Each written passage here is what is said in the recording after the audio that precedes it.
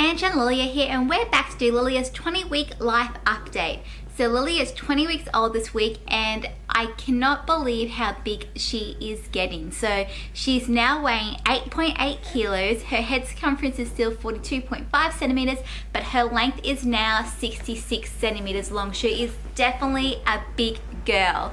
Now this week she has done a couple of firsts. Now she has intentionally rolled over from her tummy to her back a couple of times, so I definitely think she's starting to master that skill, but she will only do it when my husband is home. So she is very cheeky and will not do it when I'm just home. She will only do it when my husband's home too.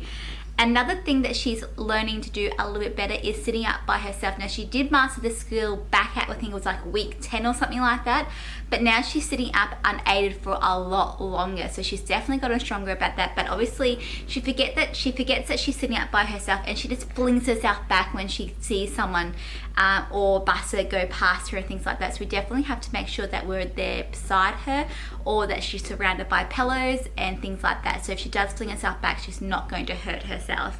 Now, another thing that Lillia is getting really good at is eating. So like I said, we introduced food last week and she is loving it. So she has one meal a day, and it's usually around 10 a.m. And she just basically has a little cube, an ice cube tray full of food, and then she also has some finger food like a cucumber stick, or like I said, she loves mango, so I give her the core of the mango and she just sucks on that. Now, another thing that Lillia has been loving this week is swimming. Now, we actually went for her first barbecue and swim at my parents' house, so her nanny and granddad's house, and she loved it. Now, it was a little bit too cold to go swimming, and so I tended just to put her feet in the water, but she had other ideas and she flung herself around until she got in, and she loved it. So now she was probably in the water from about 12 o'clock or 11:30, 12 until 2:30. Now she didn't actually have a feed from 8 o'clock that morning until 2:30 because she was just so happy in the water. So that was a bit crazy.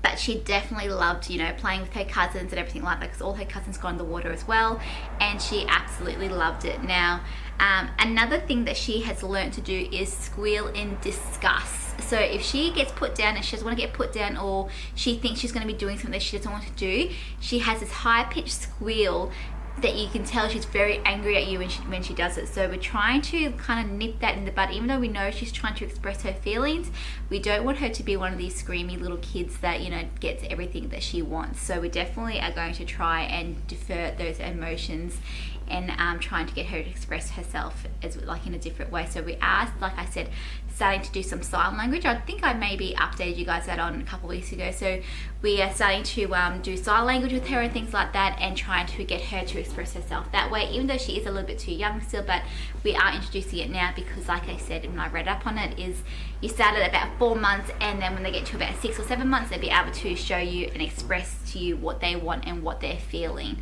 Now, what else has she been doing? Oh, another thing that she's learnt to do is she's actually learnt to pull her toes up to her mouth nearly. So she's definitely learnt to grab her toes and things like that. Looks like I said in her past videos, is that she discovered her toes, but now she can definitely get them and grab them, and she can nearly put them into her mouth, which is just crazy to see, but it's also great to see as well.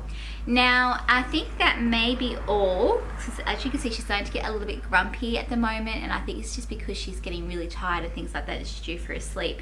But before I go, I'll just let you know that her hair is actually starting to grow, and it's starting to get like a darker brown, but her eyes are still ice blue. Now, she actually gets her eyes from my mum, which, you know, my mum's very happy about because none of the grandchildren have blue eyes at the moment. And her flat spot, which I can see if I can show you if she lets me. It's still like a love heart shaped, but it's definitely starting to get flat. So that's basically meaning it's going away, things like that, but it's still going to take a little while, so I went to her doctor. But she's also developed a birthmark on her leg, which is crazy. Like, I thought I actually must have bumped her leg somewhere along the way, you know, and gave her a little bit of a bruise, but it's actually not a bruise, it's actually a birthmark. So it's been there for a couple of weeks now. I would have thought that was, you know, a bit crazy how they just pop up randomly. But that's pretty much all for this week, and I hope you guys are enjoying yourselves. Now, Sorry I cut the last update a bit short. It was just because my camera was actually running out of memory and I couldn't actually fit any more than that on there, and I didn't actually have a charger yet. But now I finally got a charger. It came yesterday in the mail, so I should be able to update all Lillia's videos and pop them up. So I'll talk to you guys next week. Okay, bye guys. Say bye, Lillia. Say bye. Say bye. Okay, bye guys.